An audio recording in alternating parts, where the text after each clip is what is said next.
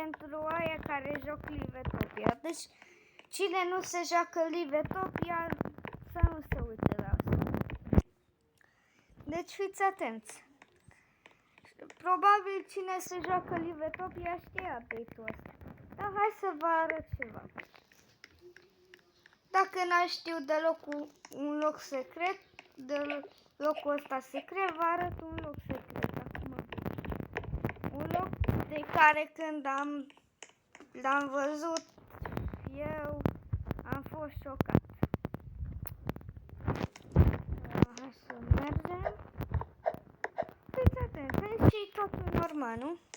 Dăm de baza asta. Ups, e totul normal, nu?